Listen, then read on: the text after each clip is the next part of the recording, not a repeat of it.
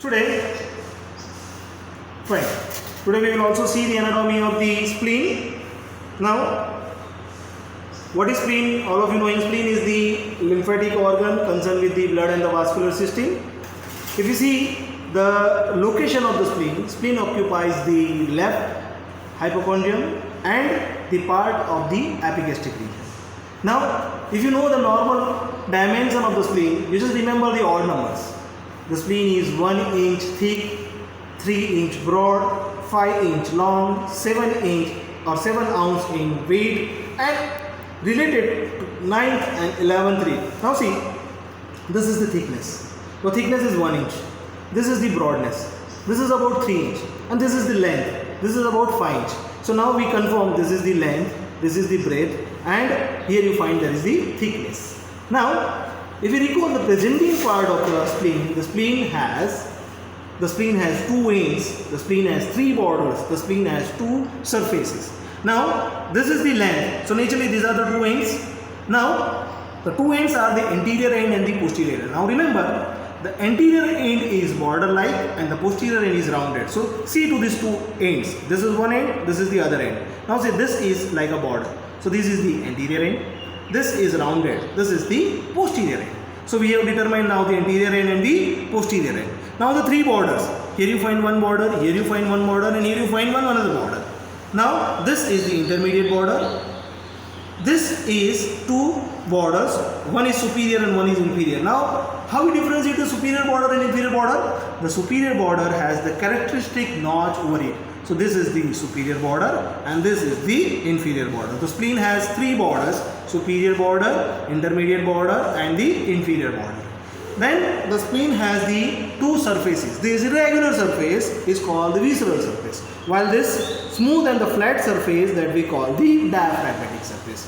If you really want to hold the spleen in an anatomical position, then remember this anterior end should be facing forward and laterally while the posterior end is facing medially and backward. So you keep like this. Same way, the visceral surface is facing downward and the diaphragmatic surface is facing laterally and upward. So this is the actual anatomical position. Again you verify the anterior end going little below as compared to the posterior because it is making an angle between the 45 degree with the horizontal plane. So this is how its actual position in our body. So this is the anterior end, this is the posterior end, this is the superior border, this is the intermediate border and here you find there is the inferior border. At the anterior end there are 2 projecting points. Between the superior border and the anterior end, here you find the angle that we call the anterobasal angle and this angle we call the posterobasal angle. Now we see the relations. The relations is the diaphragmatic surface is related to the left dome of the diaphragm.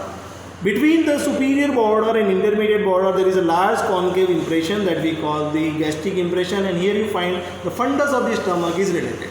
Same way the intermediate border and inferior border, here you find there is the area that we call renal impression where the left kidney is related. Now from the hilum to the anterior border you find there is a triangular area, right? Now this is related to the colon. So this we call the splenic flexure of the colon. The relation is splenic flexure of the colon and here you find there is a relation of the pancreas. So this we call pancreatic impression, this we call the colic impression.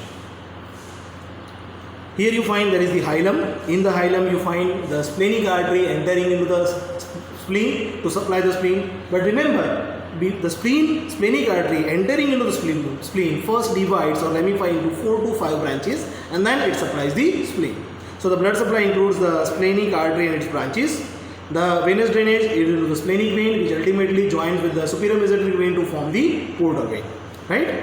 Then you answer the lymphatic drainage. The spleen itself is the lymphatic organ so doesn't require the lymphatic drainage but its periphery and some connective tissue are draining lymph into the pancreatic splenic group of lymph nodes.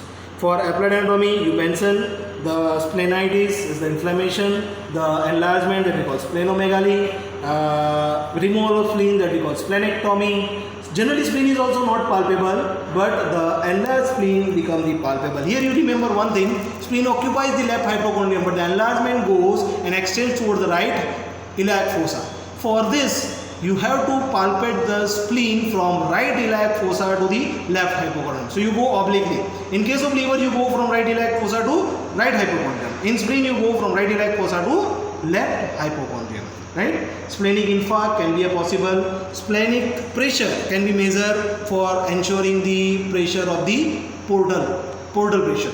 So this is about the various points related to the spleen. Fine.